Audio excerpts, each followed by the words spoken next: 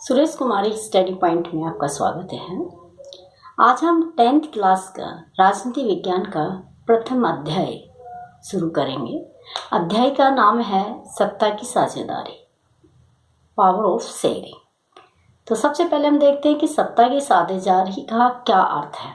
देखिए, सत्ता की साझेदारी का अर्थ है कि जब सत्ता, ताकत किसी एक व्यक्ति, एक समूह में न होकर उसका क्या कर दिया जाता है, विभाजन कर दिया जाता है, वो सत्ता की साझेदारी कहलाती है। तो सत्ता की साझेदारी को दो तरह से विभाजित किया जाता है। एक, जैसे सत्ता का क्षतिज वितरण किया जाता है, उसमें क्या होता है कि सत्ता अपने समकक्ष संस्थाओं या अपने समकक्ष व्यक्तियों को विभाजित कर दी जाती है। उदाहरण के तौर पे भारत में सत्ता के 3 अंग हैं, कार्यपालिका, विधानमंडल और न्यायपालिका। इनमें सत्ता को क्या कर दिया, वितरित कर दिया गया है। तो किसी एक व्यक्ति में न्याय करने की, न्याय को उचित ठहराने की और कानून बनाने की शक्ति नहीं है, उसको विभाजित कर दिया गया। दूसरा सत्ता का वितरण का तरीका है वो ऊर्ध्वाधर तरीका होता है, जिसमें क्या होता है कि सत्ता कई लेवल पर ऊपर से नीचे तक विस्तृत कर दी जाती है, उसका वितरण कर दिया जाता है। जैसे केंद्र सरकार, राज्य सरकारें और स्थानीय सरकार। केंद्र सरकार एक है, प्रधानमंत्री और राष्ट्रपति।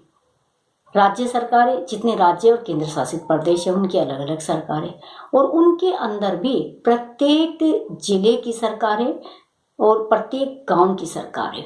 वो है सत्ता का ऊर्ध्वाधर वितरण कहलाता है। तो देखिए, सत्ता का वितरण करना, सत्ता का हस्तांतरण करना लोकतांत्रिक देशों में क्यों जरूरी है? वो इसलिए जरूरी है क्योंकि कोई व्यक्ति तानाशाह ना बने। सत्ता है वो एक लोकतंत्र को सफल बनाए, तो उसमें पावर ऑफ शेयरिंग का होना बहुत ज़्यादा जरूरी है।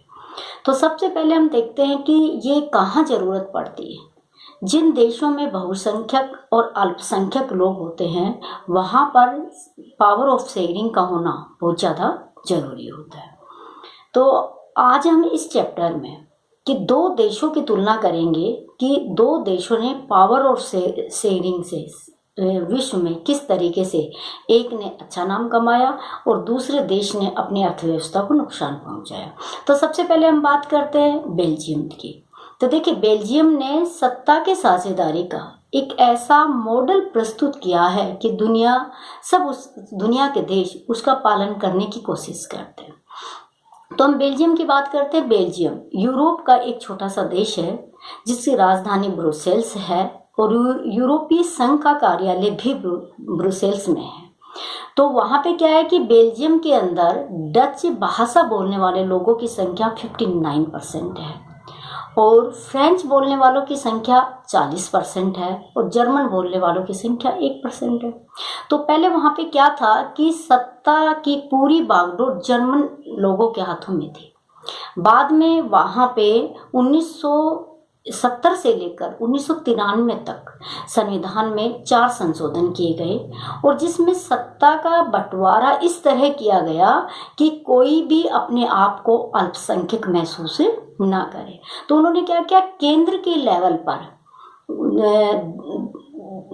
उतने ही मंत्री फ्रेंच भाषा के होंगे और उतने ही मंत्री डच भाषा, यानी कि इक्वल मंत्रिमंडल उनको विभाजित कर दिया। तो अल्पसंख्यकों के प्रति जो भावना थी वो क्या हो गई, खत्म हो गई। और राज्य सरकारों को भी अपने अपने जिस क्षेत्र में जितने भाषा के लोग हैं उसी तरह की सरकार बनाने का अधिकार दे दिया। और तीसरा सबसे अच्छा काम किया, वो क्या, सामुदायिक सरकार का। सामुदायिक सरकार एक तरह की स्थानीय सरकार है। वो जहाँ पे जिस भाषा, जिस धर्म के लोग हैं वो अपने ही हिसाब से सामुदायिक सरकार का क्या करेंगे, निर्माण करेंगे और सामुदायिक सरकार के माध्यम से वहाँ का प्रशासन चलाएगा।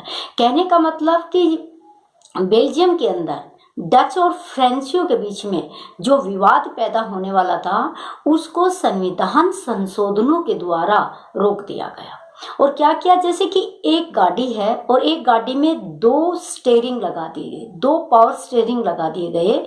अब उसमें क्या होगा कि मिलकर उस गाड़ी को चलाएंगे। इसी तरह बेल्जियम के देश को चलाने के लिए दोनों भाषा के लोगों को क्या कर लिया गया, शामिल कर लिया गया। उनकी समस्या का समाधान हो गया, किसी भाषा के आधार पर वहां पे कोई विवाद नहीं रहा। अच्छा, दूसरा उदाहरण हम देखते हैं कि दक्षिणी एशिया में एक छोटा सा देश स्थित है श्रीलंका, जो 4 फरवरी 1948 को आजाद हुआ था। तो श्रीलंका में क्या हुआ कि वहां पे अंग्रेजों के समय से गए हुए तमिल लोग हैं। उन लोगों की संख्या 18% है। उन तमिलों में हिंदू भी है और मुसलमान भी है। ईसाई लोगों का प्रतिशत 7 है, अन्य लोग 1 है, और मेन सिंहली भाषा बोलने वाले लोग हैं वो वहां पे 74% है। तो वहां पे क्या हुआ कि वहां की सरकार ने 1956 में यानी कि 1956 में एक ऐसा कानून बनाया कि जो सिंहली भाषा बोलते हैं उन लोगों को ज्यादा अधिकार दे दिया, यानी कि राजभाषा सिंहली भाषा को घोषित कर दिया गया। बौद्ध धर्म को अपना राष्ट्र धर्म बना लिया गया। मत देने का अधिकार, कानून में शामिल होने का अधिकार, सरकारी पद प्राप्त करने का अधिकार, ये सारे अधिकार सिंहली भाषा बोलने वालों को दिया गया। और जो वहां पे तमिल लोग थे, जो बहुत वर्षों पूर्व से वहां रह रहे थे, उनके साथ भेदभाव किया गया। तो तमिल जो लोग थे वो वहां के उत्तर पूर्व प्रांत में रहते थे। श्रीलंका का उत्तर पूर्व प्रांत है, वहां पे एक जगह है जिसका नाम है जाफना, वहां पे रहते हैं। तो वहां पे उन लोगों को बिल्कुल क्या कर दिया, देश की मुख्य धारा से अलग कर दिया गया। तो 1980 के दशक में श्रीलंका में गृह युद्ध हुआ और उस गृह युद्ध में श्रीलंका का आर्थिक हानि बहुत हुई। जीडीपी इतनी नीचे चली गई, बहुत सारे लोगों की जान गई, बहुत देश का नुकसान हुआ। इसका कारण क्या था? कारण ये था कि जो पावर ऑफ शेयरिंग थी उसका झुकाव एक तरफ कर दिया। एक भाषा के लोगों को बहुत ताकतवर बना दिया, दूसरी भाषा के लोगों की शक्तियों को उन्होंने क्या कर दिया, छीन कर दिया। ये निश्चित है कि जब एक व्यक्ति के अधिकारों को छीना जाता है, एक समूह के अधिकारों को दबाया जाता है, तो उसमें विरोध होना संभव है। तो वहां पे जो जाफना स्टेट में रहने वाले लोग थे, जो तमिल निवासी थे, उन्होंने अलग से इलम बनाने की बात की। इलम का मतलब होता है सरकार, यानी कि अपनी अलग सरकार बनाने की बात की।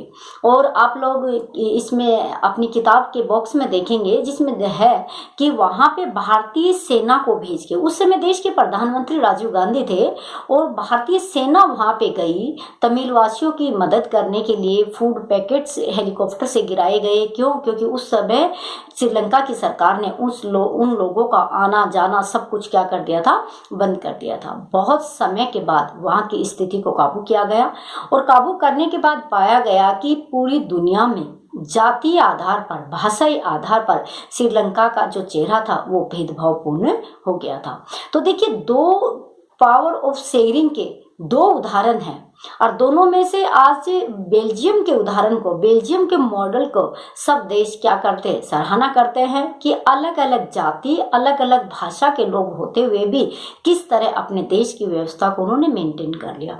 दूसरी तरफ श्रीलंका ने बहुसंख्यक लोगों का पक्ष लेते हुए और जो अल्पसंख्यक लोग थे उनके अधिकारों को छीनने की कोशिश की। उसके लिए वहां की सरकार ने पूरे विश्व के सामने एक भेदभावपूर्ण रवैया अपना क्या किया था, प्रस्तुत किया था। तो ये था पावर ऑफ शेयरिंग। देखिए, जब भी वर्तमान समय है वो लोकतंत्र का है, और जहाँ पे लोकतंत्र होता है, सही लोकतंत्र होते हैं, वहाँ पे पावर ऑफ शेयरिंग का होना बहुत ज़्यादा जरूरी होता है। चाहे वो पावर ऑफ शेयरिंग है वो लोकल बॉडीज में हो, चाहे स्टेट बॉडीज में हो, चाहे वो सेंटर के बॉडी में हो। एक व्यक्ति के हाथ में पावर का निहित होना वो एक अच्छा लोकतंत्र नहीं माना जाता। तो सब स्पष्ट, सरल और सुलभ लोकतंत्र हमें कहीं पे लागू करना है तो हमें अच्छे तरीके से सत्ता का क्या करना होगा, हस्तांतरण करना होगा, सत्ता की साझेदारी करनी होगी, ज़्यादा से ज़्यादा लोगों को सत्ता में भागीदारी बनानी होगी, निर्णय लेते समय, कानून बनाते समय, और हर एक काम में हर एक जाति धर्म के लोगों को भी किसी न किसी तरह से सत्ता में पूर्ण रूप से हमें क्या करना होगा, भागीदार बनाना होगा।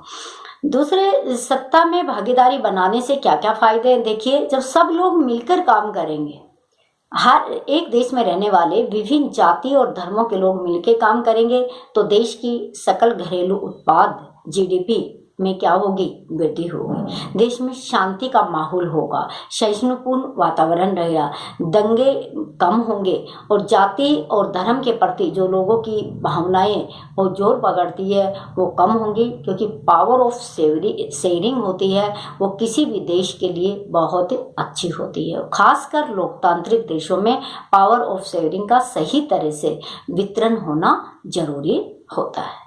Thank you. इस वीडियो को आप लाइक कीजिए, शेयर कीजिए, सब्सक्राइब कीजिए ताकि ज़्यादा से ज़्यादा स्टूडेंट्स तक पावर ऑफ शेयरिंग का ये टॉपिक पहुंच सके। धन्यवाद।